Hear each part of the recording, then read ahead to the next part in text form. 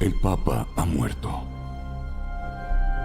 El trono está vacante. El lunes 21 de abril, la Iglesia Católica y el mundo entero recibieron una noticia que marca un antes y un después. El Papa Francisco ha fallecido. Se cierra una etapa histórica y se abre un tiempo de profundo discernimiento. En este contexto tan particular, quiero invitarlos a reflexionar sobre lo que significa la muerte de un Papa, lo que ocurre en la Iglesia tras este hecho y cómo se representa en este momento en la reciente película Cónclave, que se ha vuelto más relevante que nunca. Hoy analizaremos la diferencia entre ficción y realidad, entre el misterio del cónclave verdadero y el cinematográfico. Bienvenidos a Ver más allá de lo evidente. ¿Qué pasó? Dicen que fue un infarto, pero saben cómo se propagan los rumores y más de 1 billón de almas observan. Bien, Cardenal Lawrence, parece que la responsabilidad del cónclave recae sobre usted. Yo soy Fray Elio, un peregrino gris para aquellos que no me conocen, y para vos que me conoces, gracias por volver. La coincidencia con este hecho y con la película Cónclave nos ofrece una ocasión singular para reflexionar no solo sobre el significado de elegir a un papa, sino cómo se representa este proceso en el cine. ¿Qué visiones ofrece sobre la Iglesia y qué preguntas plantea al espectador contemporáneo? La elección de un papa no es simplemente una votación entre cardenales ni un proceso político disfrazado de religión. Para la Iglesia, el cónclave es ante todo un acto de fe. Es una búsqueda conjunta del querer de Dios, un momento de gracia donde el discernimiento humano se abre a la acción del Espíritu Santo. San Juan Pablo II, en la Constitución Apostólica Universi Dominici Greci, recordaba que el cónclave no es una convención política ni una asamblea de poder, sino una reunión de creyentes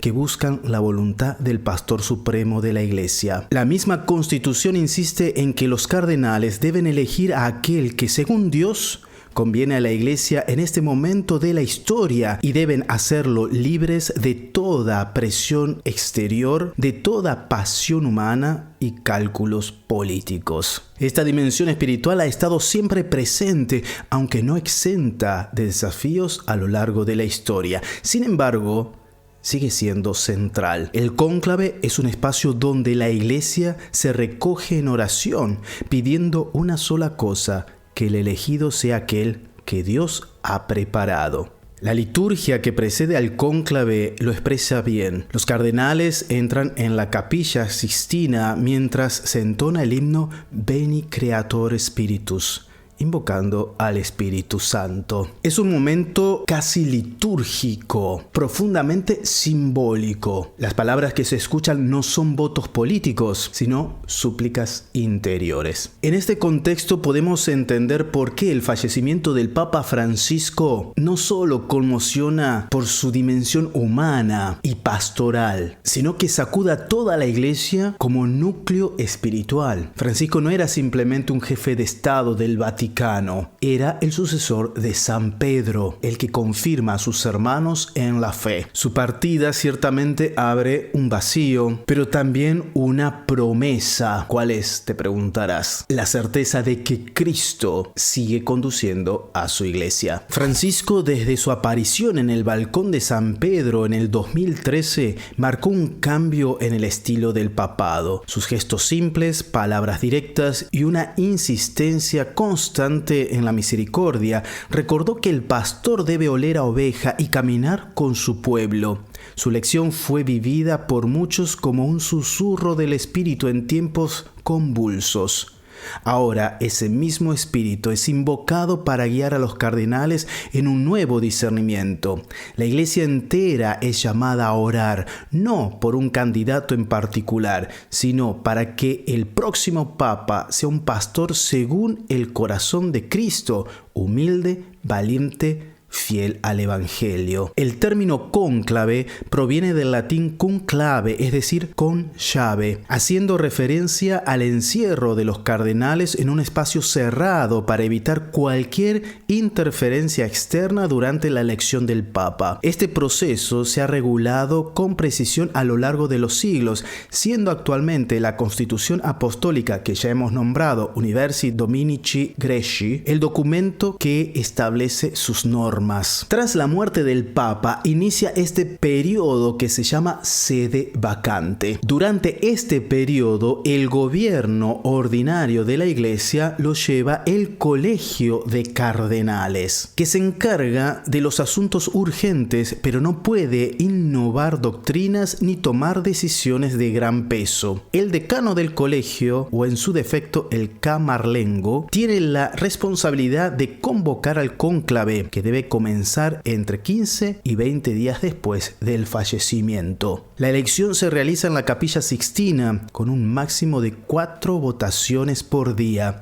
Para que un candidato sea elegido, debe obtener una mayoría de 2/3. Si tras varios días no hay resultados, se puede aplicar medidas como suspender las votaciones por un día para oración y reflexión según lo dispongan los cardenales. Durante el cónclave, los cardenales están incomunicados del mundo exterior. No pueden usar teléfonos, acceder a internet ni recibir visitas. Esta desconexión tiene una razón espiritual y práctica: favorecer el discernimiento en libertad sin influencias externas. En contraste, la película Cónclave presenta una visión más dramatizada de la situación. Ciertamente, tiene que entretener y tiene que vender, ¿verdad?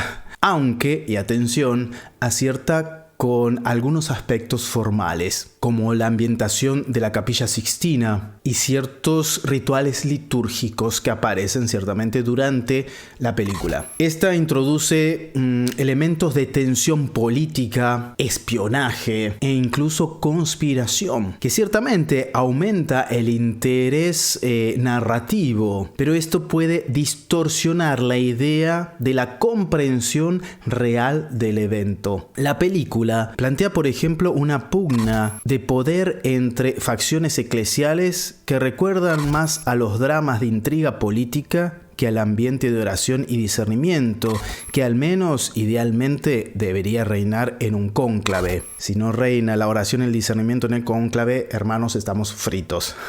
Es cierto que ningún proceso humano está exento de influencias personales o tensiones internas, pero reducir el cónclave a un campo de batalla entre ideologías e intereses puede hacer perder de vista el misterio y la serenidad de lo que está en juego: el pastoreo de más de 1.000 millones de almas. La película Cónclave, como otras que ha abordado la figura del Papa o el ambiente del Vaticano, se mueve entre la fascinación estética por el misterio y la tensión de caricaturizar a la Iglesia como una institución de poder opaco.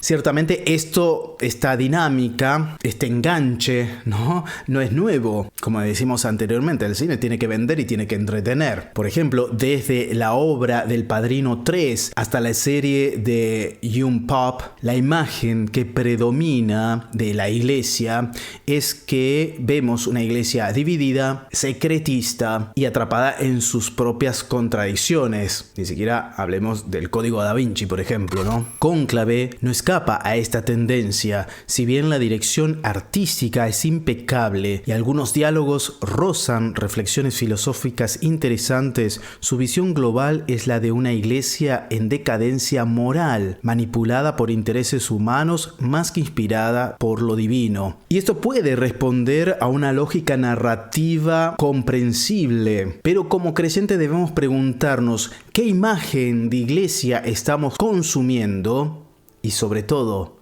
qué imagen de iglesia estamos dando. El riesgo es doble. Por un lado, se refuerza la idea de que la iglesia no es confiable, que todo lo sagrado es sospechoso y todo lo clerical es corrupto. Por otro, se olvida que, a pesar de sus pecados, la Iglesia ha sido y sigue siendo madre y maestra, lugar de encuentro con Cristo para millones de personas. Frente a esto, el legado de Francisco es una poderosa interpelación, devolver a la Iglesia su credibilidad no por estrategias de marketing, sino por la transparencia del testimonio. El Papa que vivía en Casa Marta, que se desplaza en un Fiat, que decía recen por mí al asomarse al balcón, ha dejado una huella que desafía a su sucesor a ser signo de esperanza y no de escándalo. La película Cónclave muestra al mismo tiempo una iglesia que necesita de redención, y en eso, sin querer, queriendo, acierta.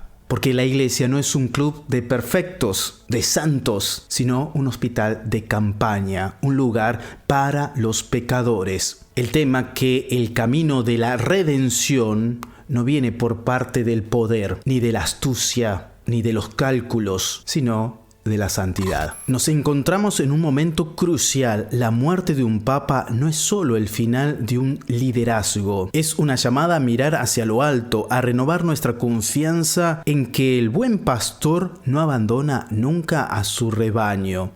El próximo papa tendrá sobre sus hombros un mundo en crisis, guerras, desigualdades, descrédito institucional, secularismo creciente, pero también una iglesia que sigue viva, que ora, que sirve, que anuncia. Lo que necesitamos en este momento no es un estratega, sino un testigo. Veamos entonces al Espíritu Santo que inspire a los cardenales y que inspire también a todos nosotros a vivir este momento como un tiempo de fe profundo. Que no veamos el cónclave como un espectáculo, a ver quién sale, quién no sale, quién es papable, quién no es papable, sino como una liturgia silenciosa que toca los hilos invisibles del mundo. Francisco nos enseñó que el papado puede ser cercano, pobre, profético. Su recuerdo quedará como un llamado a la autenticidad. Y ahora la iglesia entra en silencio, el silencio activo del discernimiento, desde donde renacerá